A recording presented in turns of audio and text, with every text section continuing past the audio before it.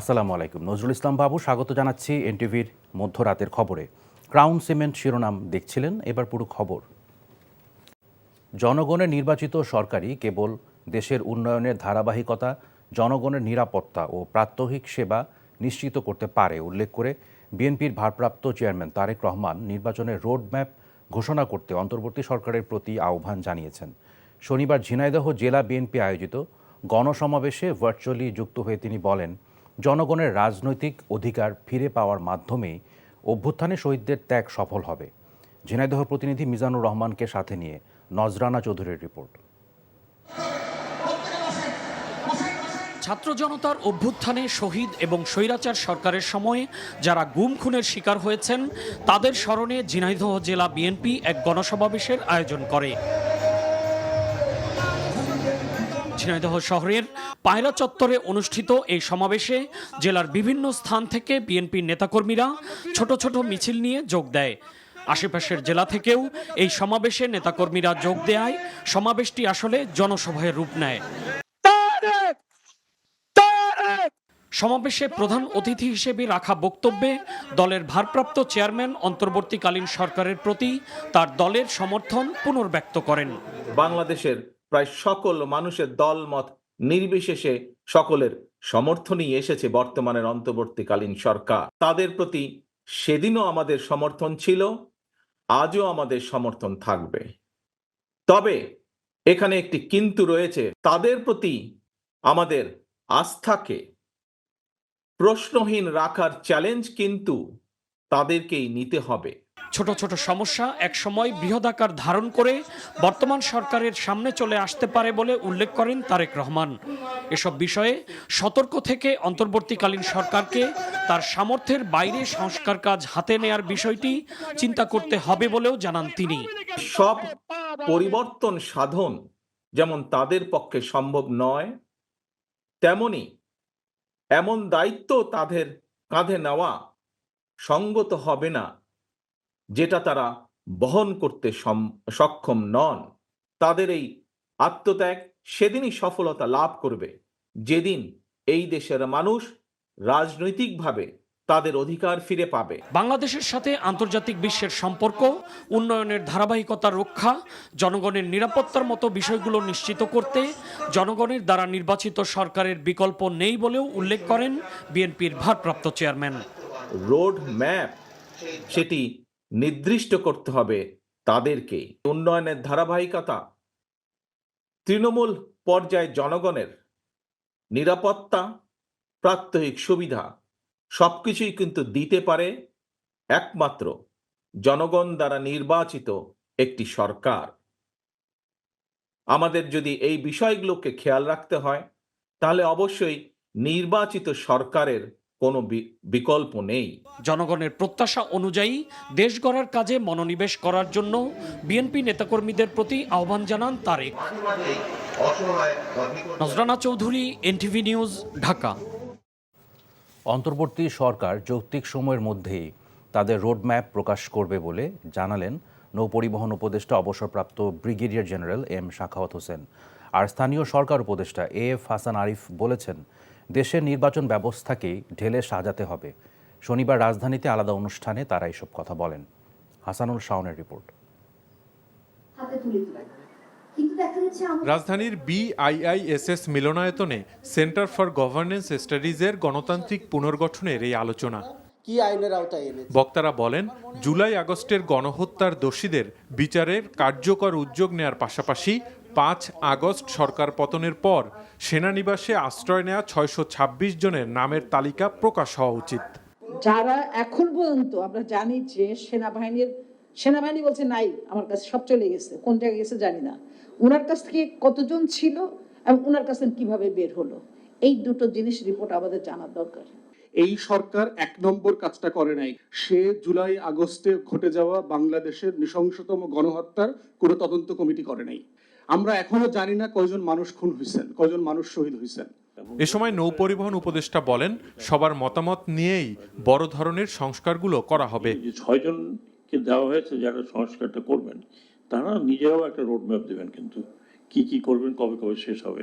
অনেকগুলো কাজ যেগুলো ডিসাইড করার পরে রোড ম্যাপটা হবে, আমি এটা মনে করি, আশা করি। বাট ডেফিনেটলি আমি মনে করি একটা রোড ম্যাপ হবে, মাত্র 2 মাস এখনো। ব্যাপারটা হলো কনসলিডেশনের ব্যাপার আছে। গণহত্যার সাথে জড়িতদের বিচার প্রসঙ্গেও কথা বলেন M Sakhawat Hossain. In one word, it was a draconian government and was a draconian. আমি তো মনে করি all these people নিয়ে আসার দরকার নেই। In absentia, they should be tried. তিনি আরও জানান, নৌ পরিবহন মন্ত্রণালয়ের নামের মধ্যে নৌকা শব্দটি থাকায় নাম পরিবর্তন করে জাহাজ ও বন্দর মন্ত্রণালয় করার প্রস্তাব করা হবে। নৌকা হবে, আমি তো নৌকা চালাই, জাহাজ চালাই। I'll just change. Tomorrow, inshallah, I will see that I have suggested change. এটার নাম হবে জাহাজ ও বন্দর মন্ত্রণালয়।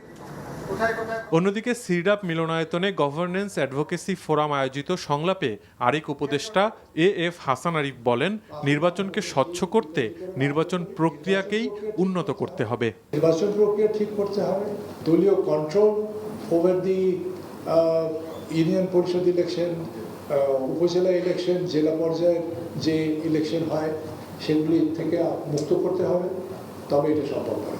জনগণের প্রত্যাশা পূরণে অন্তর্বর্তীকালীন সরকারকে সংস্কার কার্যক্রম এগিয়ে নেয়ার তাগিদ দেন বক্তারা। Hasanul Shaon, NTV news, Dhaka. সাম্প্রতিক পরিস্থিতিতে পুলিশের সাথে সাধারণ মানুষের যে দূরত্ব সৃষ্টি হয়েছিল তা থাকবে না উল্লেখ করে inspector general of police Mohammad Moinul Islam বলেছেন, পুলিশ এখন সেবার জন্য প্রস্তুত। শনিবার চট্টগ্রামে মেট্রোপলিটন পুলিশের সম্মেলন কক্ষে সাংবাদিকদের সাথে মতবিনিময়কালে এসব কথা বলেন তিনি। জনগণের আস্থা পুলিশি কার্যক্রমের মাধ্যমে ফিরিয়ে আনতে চাই, যাতে করে সত্যিকার অর্থে জনগণ পুলিশকে তাদের বন্ধু মনে করে, এবং সেই অর্থে সেইভাবে আমরা কাজ করতে চাই। সামনে আমাদের সনাতন ধর্মাবলম্বী ভাইদের দুর্গোৎসব তারা উৎসবের মাধ্যমে দিয়ে পালন করবে, এবং সেখানে আমাদের পরিপূর্ণ নিরাপত্তা ব্যবস্থা থাকবে। কেউ যাতে কোনো ধরনের বিশৃঙ্খলা তৈরি করতে না পারে সে ব্যাপারে আমরা তৎপর আছি। গণহত্যাকারী স্বৈরাচার শেখ হাসিনাকে দ্রুত দেশে এনে বিচার করার দাবি জানিয়েছেন বিএনপির মহাসচিব মির্জা ফখরুল ইসলাম আলমগীর। এজন্য ভারতকে চিঠি দিতে অন্তর্বর্তীকালীন সরকারের কাছে আহ্বান জানান তিনি। শনিবার বিকেলে গাজীপুরে কোনাবাড়িতে শ্রমিক সমাবেশে এসব কথা বলেন তিনি। বিদেশি শক্তির সঙ্গে হাত মিলিয়ে স্বৈরাচারের প্রেতাত্মারা গার্মেন্টস শিল্পকে ধ্বংস করতে চায় বলেও অভিযোগ করেন মির্জা ফখরুল। নাসির আহমেদকে সাথে নিয়ে নূর হোসেনের রিপোর্ট। গার্মেন্টস ও ওষুধ শিল্পে বিশৃঙ্খলা সৃষ্টিকারীদের প্রতিরোধ ও শ্রমজীবী মানুষের নিয়মিত বেতন ভাতা পরিশোধের দাবিতে গাজীপুরের কোনাবাড়ি ডিগ্রি কলেজ মাঠে শ্রমিক সমাবেশ করে গাজীপুর জেলা ও মহানগর শ্রমিক দল। শিল্পাঞ্চল সহ গাজীপুরের সর্বস্তরের শ্রমজীবী মানুষের স্রোত নামে সমাবেশস্থলে কানায় কানায় পূর্ণ হয় কলেজ প্রাঙ্গণ। সমাবেশে যোগ দিয়ে বিএনপির কেন্দ্রীয় নেতারা বলেন, পরাজিত শক্তির প্রেতাত্মারা দেশের অর্থনীতি ধ্বংস করতে গার্মেন্টস শিল্পে অস্থিরতা তৈরি করছে। শুধু তারাই নয়, তাদের এই দেশীয় এবং বিদেশি দূষররা একসাথে মিলিত হয়ে এই গাজীপুর শুধু নয়, যেখানে শ্রমিক অধ্যুষিত, কারখানা অধ্যুষিত, কল কারখানা রয়েছে, গার্মেন্টস বলেন, ঔষধ শিল্প বলেন, যে কোনো কল কারখানা বলেন, সেগুলোর চাকাকে বন্ধ করে দেওয়া। সমাবেশে প্রধান অতিথির বক্তব্যে মির্জা ফখরুল ইসলাম আলমগীর বলেন, ষড়যন্ত্র রুখতে শেখ হাসিনাকে দ্রুত বিচারের মুখোমুখি করতে হবে। ভারতের কাছে চিঠি দিতে অন্তর্বর্তীকালীন সরকারকে পরামর্শ দেন তিনি। আপনারা অবিলম্বে গণহত্যাকারী, দেশ ধ্বংসকারী, রাষ্ট্রবিরোধী, গণতন্ত্রবিরোধী শেখ হাসিনাকে দেশে ফিরিয়ে নিয়ে এসে অভিযোগগুলোর ভিত্তিতে বিচারের দাবিতে ভারতের কাছে চিঠি দেন তাকে ফেরত দেওয়ার জন্য। ফ্যাসিবাদের বিরুদ্ধে লড়াই করা দলগুলোর মধ্যে পরিকল্পিতভাবে বিভক্তি তৈরির চেষ্টা হচ্ছে জানিয়ে মির্জা ফখরুল বলেন, দেশের স্বার্থে যে কোনো মূল্যে জাতীয় ঐক্য ধরে রাখতে হবে। ভাগ করার চেষ্টা করা হচ্ছে।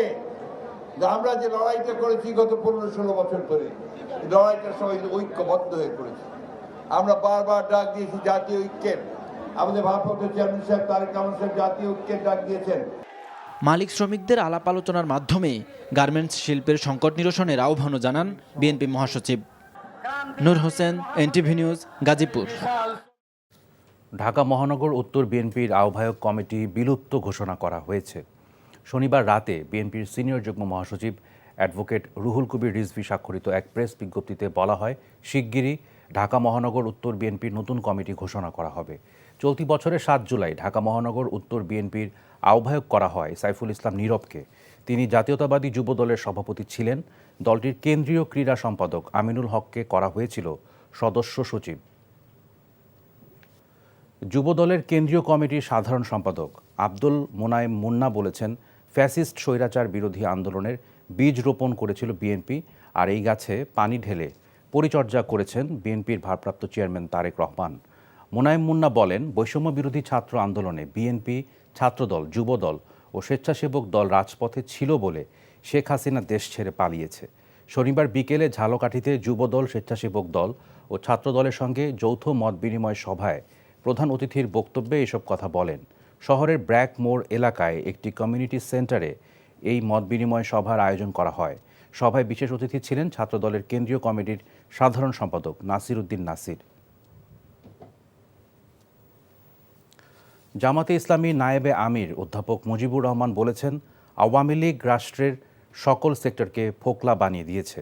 ব্যাংক, বিমা ও রাষ্ট্রীয় কোষাগার চুরি করে বিদেশে পাচার করেছে। আওয়ামী লীগের চেতনায় কখনোই গণতন্ত্র ছিল না।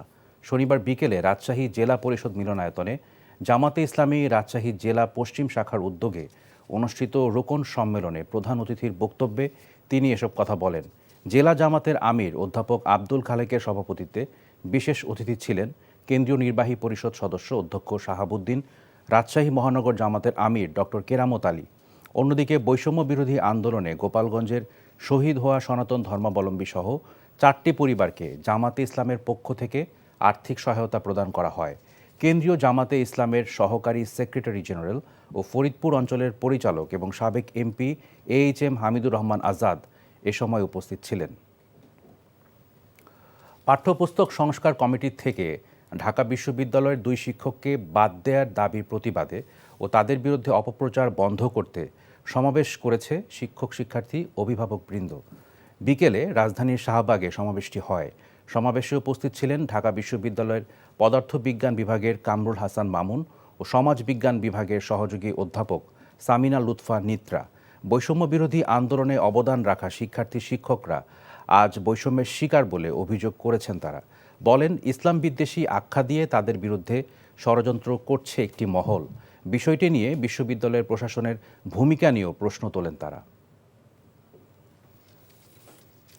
বিপ্লবের আকাঙ্ক্ষা নিয়ে অন্তর্বর্তীকালীন সরকার গঠিত হয়েছে, অথচ আমলাদের ওপর অতি নির্ভরশীলতা কয়েক গুণ বেড়েছে, এমন মন্তব্য করেছেন সাবেক তত্ত্বাবধায়ক সরকারের উপদেষ্টা ডক্টর হোসেন জিল্লুর রহমান। শনিবার বিকেলে রাজধানীর শাহবাগের কাঁটাবনে পাঠক সমাবেশে এক বই আলোচনায় তিনি এই মন্তব্য করেন।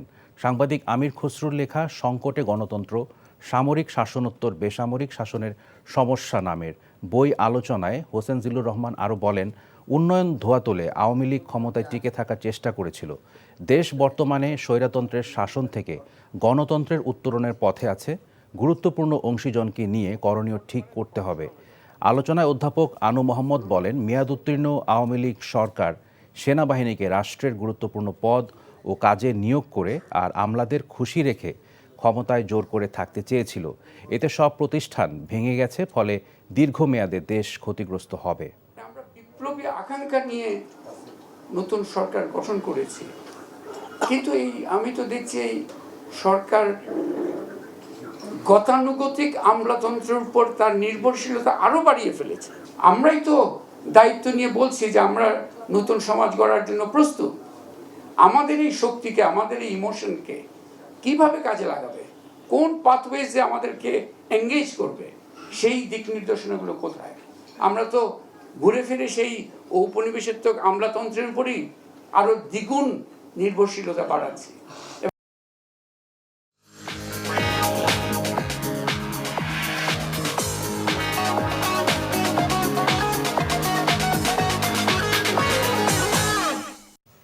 নগদ নিবেদিত অর্থনীতির খবর। বেনাপোল স্থলবন্দর দিয়ে গত 2 দিনে 99 মেট্রিক টন ইলিশ রপ্তানি হয়েছে ভারতে। বেনাপোল বন্দরের উপপরিচালক রাশিদুল সজীব নাজির জানান, গত বৃহস্পতিবার বেনাপোল স্থলবন্দর দিয়ে 20টি ট্রাকে করে 54 মেট্রিক টন ইলিশ রপ্তানি হয়। শনিবার 15টি ট্রাকে 45 মেট্রিক টন ইলিশ রপ্তানি হয়েছে। প্রতি কেজি ইলিশ রপ্তানি হচ্ছে $10, যা বাংলাদেশি মুদ্রায় 1180 টাকা দরে। দেশীয় বাজারে 1 কেজি ইলিশের মূল্য 1650 টাকা। এই ছিল মধ্যরাতের খবরে। এই খবরের ভিডিও সহ আপডেট জানতে ভিজিট করুন এনটিভি অনলাইন www.ntvbd.com। এছাড়াও এনটিভির জনপ্রিয় সব অনুষ্ঠান ও খবরের আপডেট জানতে ভিজিট করুন আমাদের ইউটিউব ও ভেরিফাইড ফেসবুক পেজ। সকাল 7:30টায় সকালের খবর দেখার আমন্ত্রণ রইল। ধন্যবাদ সবাইকে।